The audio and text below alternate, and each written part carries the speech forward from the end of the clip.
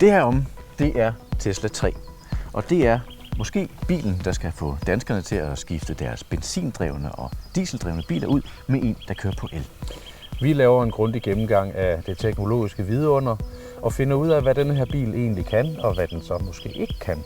Og så skal vi ud og interviewe en ægte nybagt Tesla 3-ejer og høre, hvorfor han har skiftet sin gammeldags benzinbil ud med sådan en her, og hvorfor han har gjort det lige nu. Og så kører vi en tur til København for at interviewe Dansk Elbils Alliance om elbilsmarkedet lige nu, og hvor vi er på vej hen, og hvad der skal til for at sætte fut i udviklingen. Det her er Drive Green TV, kanalen om elbiler og om grøn transport, hvor vi giver dig et overblik over bilerne, både nuværende og kommende elbiler på det danske marked, ny forskning og nye tendenser. Og hvis du har lyst til at se mere fra os, så tryk på abonner-knappen. Det skulle være her under et eller andet sted under billedet, og lad os så komme i gang. Ja, så kom i gang. I løbet af de sidste 100 år har der været en række skelsættende begivenheder i bilens historie. Franskmanden Nicolas Signots dampdrevne bil fra 1769, Daimler-Benz første benzindrevne bil fra 1885, Fords Model T, der blev solgt i 15 millioner eksemplarer fra 1908 til 1927, og som stadig er den tredje mest solgte bil i verdenshistorien, kun overgået af Folkevogns Golf, der siden 1974 og frem til i dag er solgt i over 30 millioner eksemplarer, og Toyota Corolla, der blev solgt i 40 millioner eksemplarer verden over, siden den blev introduceret i 1966. Nu er bilen ved en ny milepæl. Efter en noget famlende start er elbilerne her for alvor. En af bannerførerne har været amerikanske Tesla, der siden slutningen af 2013 har kunnet ses på de danske veje. Dog kun i form af luksusbiler, der har været forbeholdt bilister med rigeligt på kistebunden, eller et afslappet forhold til kassekreditten. Rigtige folkebiler har de ikke lavet, ikke før nu i hvert fald. Det her er Teslas Model 3. Du har sikkert hørt om den, måske har du set den, og Tesla håber, at du og alle dem du kender kommer til at køre i den. Model 3 er den billigste bil Tesla har lavet til dato. Det er deres bud på en avanceret elbil, der er til at betale for almindelige mennesker. Deres Folketesla kalder de den. Og sådan her ser Tesla 3 så ud udefra. Den kommer i 3 forskellige versioner. En standardmodel, der kan køre 415 km på en opladning. En long range version som denne, der har en rækkevidde på 560 km. Og en performance-udgave, der kører en smule kortere, men til gengæld accelererer som død og helvede og når en topfart på hele 261 km i timen. Priserne starter ved 369.000 kroner for basismodellen, mens den dyreste koster et stykke over 500.000. Bilerne ser helt ens ud på ydersiden, og det er tydeligt, at lav luftmodstand som sædvanligt har været nøgleordet for Teslas designere. Og det der med vindmodstand er noget, der går igen på bilen her. Men den her sådan lidt spidse snude, som vi også kender fra både X og S og deres Roadster, gør den ekstremt aerodynamisk. Det her er faktisk den mest aerodynamiske bil, der nogensinde er masseproduceret. Bilens 2 elmotorer sidder direkte på den forreste og bagerste aksel. Det giver en god vægtdistribution og ekstra plads til bagage. Der er plads til i alt 542 liter bagage fordelt på 120 liter hernede i det forreste bagagerum. Og så er der plads til 425 liter om i det bagerste bagagerum. Tesla 3 skal ikke låses op med en nøgle. Det er alt for gammeldags. I stedet parer man Teslaen med sin telefon, så låser den op, så snart man nærmer sig bilen. Her trykker man ind på tommelfingeren. Haps. Og så er vi i gang. Ind i kabinen her. Den er meget anderledes end en almindelig bilkabine. Der er ikke noget speedometer, der er ikke nogen omdrejningstæller, der er ikke rigtig nogen knapper. Der er den her store 15-tommers tablet-ting i midten, som styrer alt i bilen, og så er der et par knapper på rattet her. Lad os nu sige, at jeg har indstillet min sidehøjde, som jeg gerne vil have den. Så kan jeg trykke på den her, og så kan jeg justere sidespejlet, og det samme med selve rattet. Ud og ind og op og ned, indtil det sidder, som jeg gerne vil have det. Bum. Her har vi hele tiden et stort kort, så vi kan følge med, hvor vi er henne. Det er sådan, at vi er koblet op på Google Maps, og det er altid i baggrunden. Hernede kan man styre alt, hvad der hedder luft. Et ret lækkert intuitivt system, hvor du kan styre, hvordan luftstrømmen skal komme ud og ramme dig og din sidemand. federe end noget andet, jeg nogensinde har set i en bil. Ellers så er det her, det er jo premium-udgaven. Der er sædevarme her i alle 5 sæder. Ja, alle 5. Også i det lille midterste bagsæde der. Så er den forholdsvis god plads, når man først er kommet ind. I hvert fald her foran. Skal vi prøve at hoppe om bag og se, om man kan være der som voksen? Ja. En bagdøren, ja. Det er jo for sådan nogle frameless døre, sådan lidt sporty coupé-agtigt. Og ind på bagsædet. Nu har vi kørt forsædet lidt frem, så nu er det faktisk helt rimeligt med benplads. Hvis jeg rykker herover bagved, hvor jeg selv sidder, jeg er i en knap 91.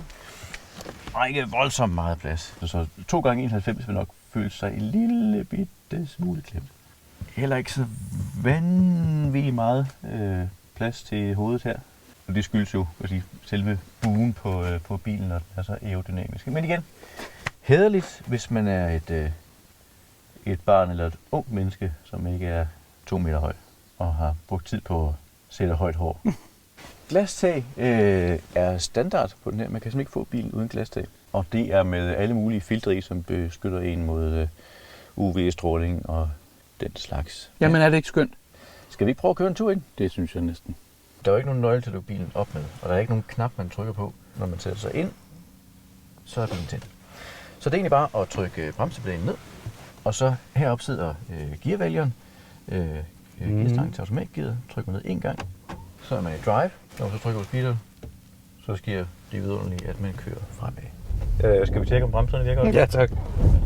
Det gjorde de. Godt. Med velafprøvet bremsepedal er vi klar til at kaste os ud på de midtjyske landeveje.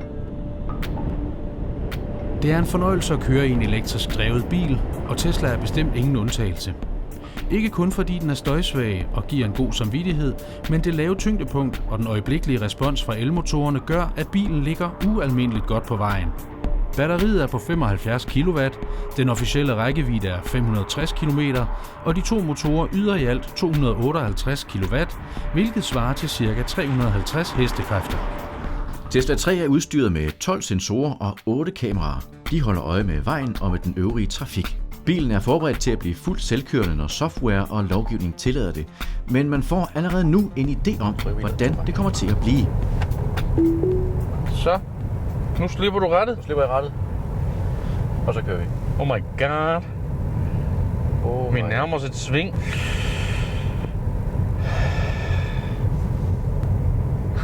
Du lukker den der øjne. Ja. Jeg skal selvfølgelig i princippet røre ved rattet, men det fungerer. Men jeg synes, vi skal prøve det lidt senere på motorvejen. Ja. Fordi det har nogle forskellige vanvittige funktioner med, at den, hvis man skal overhale den, den vil gerne holde farten, og så beder den en om at lige blinke ud, så den kan få lov at overhale og trykke ind igen. Det skal vi prøve. Fordi funktionerne er så vanvittige, bytter vi plads og kører ud på motorvejen. Her kan vi konstatere, at det trods alt kræver en anelse tilvænning at få den automatiske overhalingsfunktion til at fungere helt efter bogen. Blink til venstre. Det skulle den gerne bede om, ja. Jeg skal lige vente til, der ikke kommer nogen bagfra. Jamen det burde den faktisk selv kunne holde øje med. Nå. Men jeg har jo ikke sat den til nogen hastighed. Det kan den selv finde ud af, for den ved jo, at her må man køre 130, så derfor kan den se, det der skilt var 130. Skal jeg holde ved rattet, eller skal jeg ikke? Du skal bare have en hånd på rattet, du må ikke styre. Der er mange, der synes, det er fedt at køre bag ved os lige nu. Men til sidst lykkes det. Gør den det selv? Ja. Gør den det selv? Overhaler den selv? Er det ikke lidt farligt med det der skærm? Ja. Eller hvad? Ja og nej, altså det er ikke sikker på, det er.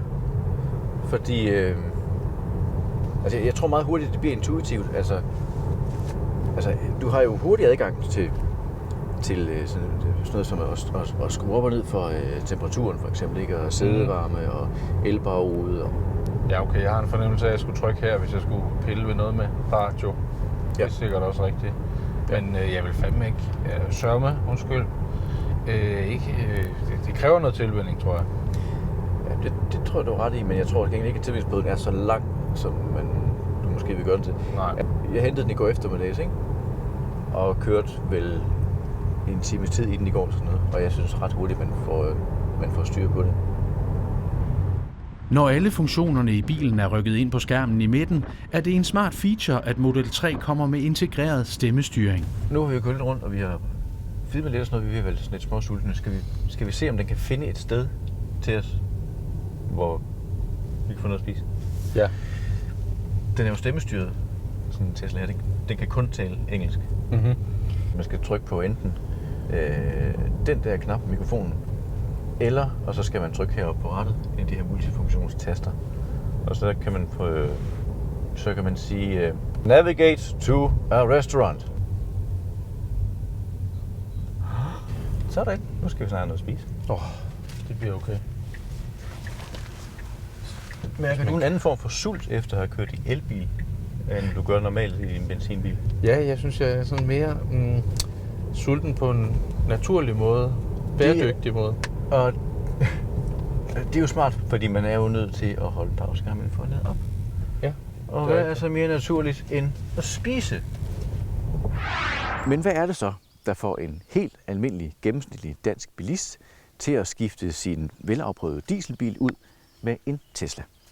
For at finde svaret har vi taget en alvorlig snak med en nybagt Tesla-ejer.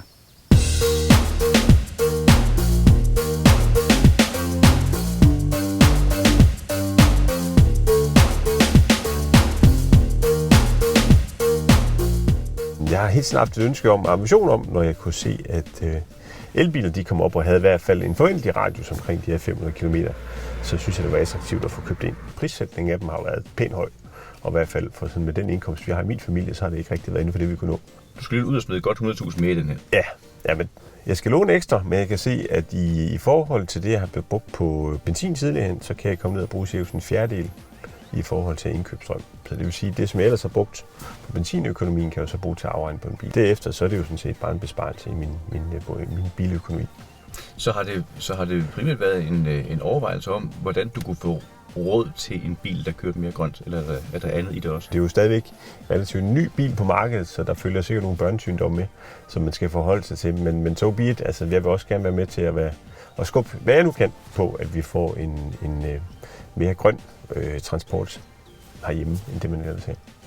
Hvad er det bedste ved at være, måske ikke bare Tesla, men hvad er det bedste ved at være elbilist? Synes du, kunne du være det en hel måned? Jamen, jeg synes, det er egentlig totaloplevelsen. Altså, du kører både med en bevidsthed om, at du bruger, forhåbentlig forbedrer du din økonomi, at du sviner mindre. Og så har du også bare en god køreoplevelse.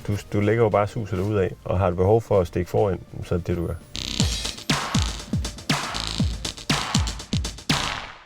Og som den nybagte Tesla-ejer har bemærket, er et af Teslas slagnumre den voldsomme acceleration, der sætter de fleste andre gaderacere til vægs. Efter et hurtigt pitstop på en lokal fiskerestaurant, er det nu tid til at prøve accelerationsfærdighederne af. Er du klar til, at vi tester? Ja, jeg er klar.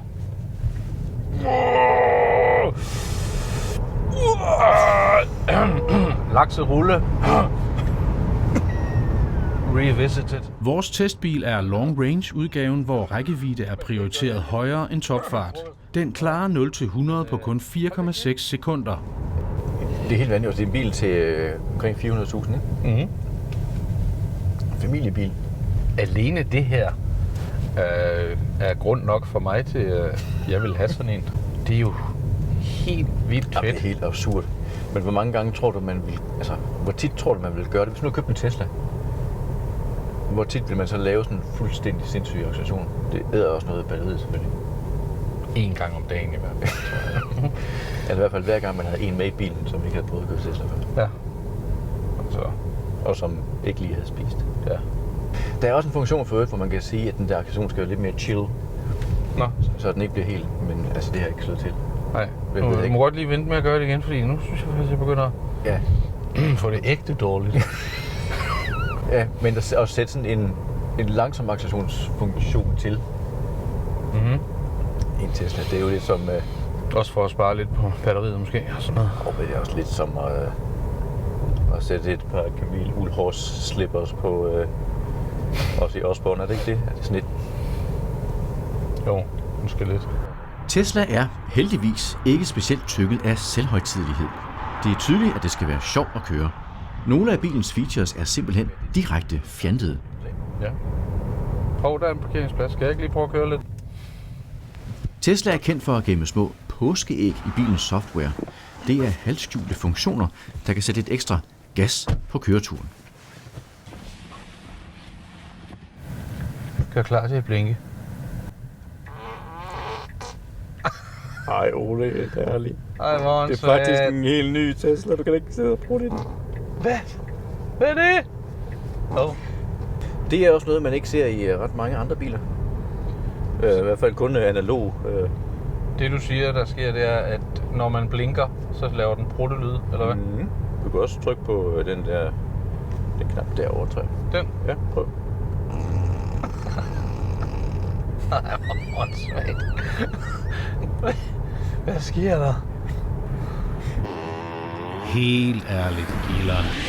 Som med alle andre elbiler skal der strøm på, og på en Tesla 3 sidder stikkontakten i bagerste venstre side, så der skal bakkes ind til opladeren. Hops. Ja, yeah. Det virker. Og som man kan se, det er sådan en meget, meget almindelig stik. Det her op, og så er der sådan den her ekstra dimmer nedenunder, som er den, der betyder, at man kan supercharge enten på Teslas ladesystemer eller på de nye supercharger eller hurtigladere, som kommer op flere og flere steder. Vi skal have en sådan en fætter her, ikke? Sådan en bammerdreng, den største vi kan finde. Bim, bam, bum. Tilslut til bil. Ja tak. Får du det her? Du tror, jeg får det. Sådan, og så går man ellers over. Sådan. Den har markeret, har opdaget dig. Og så kører det ellers. Og så lader vi.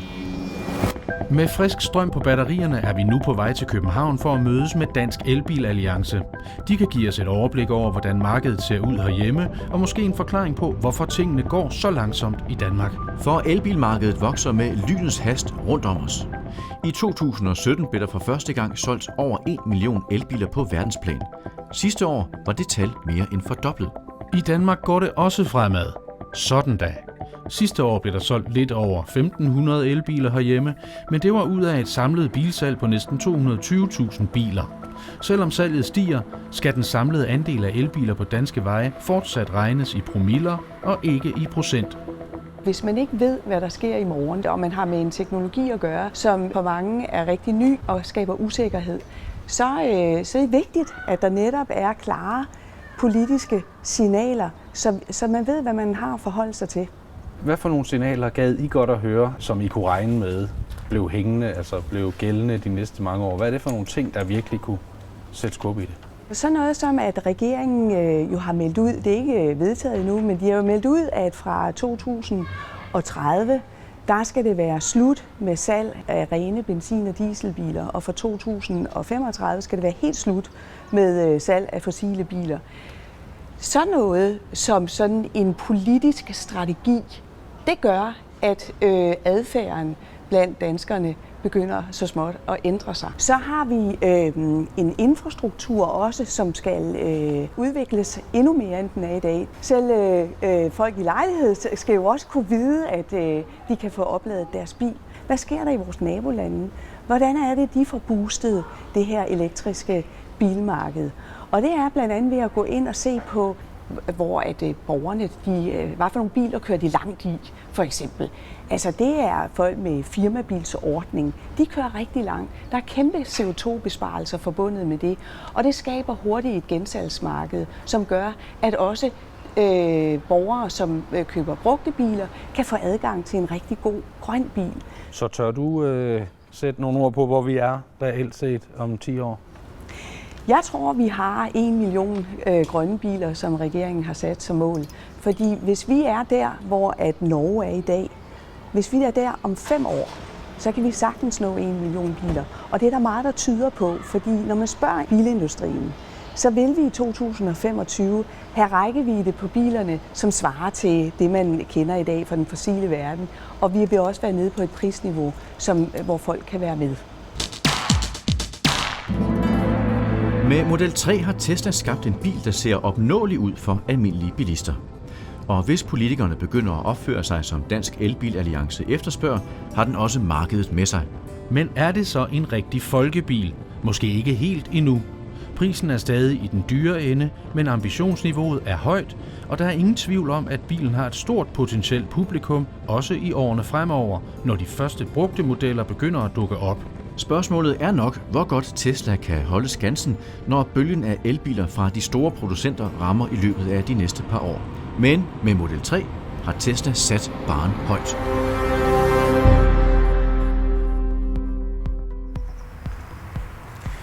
Yep. Skål i motorvejskaffe. Skål i motorvejskaffe. En lang testdag er ved at være til ende. Ja. Kan vi konkludere noget, synes du? Ja, det vil jeg sige. Hvis det her det er fremtidens bilisme, jamen så er jeg også klar på at være bilist fremover. Jeg skulle lige til at sige det samme. Hvis det her er fremtidens folkebil, så bliver folket den onde lyme godt kørende, ikke? Jo. Virkelig. Det er på nær en lille tur i en Renault Zoe, så er det min første elbils oplevelse, og ja, på trods af et par kørefejl her og der, og jeg ikke helt rigtig stoler på piloten. Du har en sund skepsis, det forstår jeg godt, efter at have siddet ved siden af. Men på trods af det, så er jeg bidt af en gal elbil, og jeg har mod på meget, meget mere. Og det er godt, for vi skal også lave meget, meget mere, og det kan du følge med i. De biler, vi tester, og de indslag, vi laver her på Drive Green TV. Husk at lige her nedenunder os, Sted? hernede, der er der en rød knap, hvor der står subscribe. Så subscriber du på videoer fra os. Yes. Vi ses.